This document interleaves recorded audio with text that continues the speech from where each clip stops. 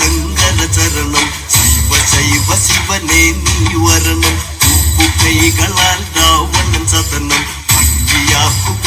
ഇവനുടെ ഭവനം രാവണന്റെ ശിവഭക്തിയിൽ വരണം പൂജ പൂജ കൈക്കൊള്ളാൻ വരണം പൂജനീയനെ ശിവനെ വരണം നർമ്മദ തീര നീനി വരണം നർമ്മദ തിങ്ങിയതൊഴുകിയ ചേലിൽ പൂജ ചെയ്തിടാനായി ജഗദൈതേ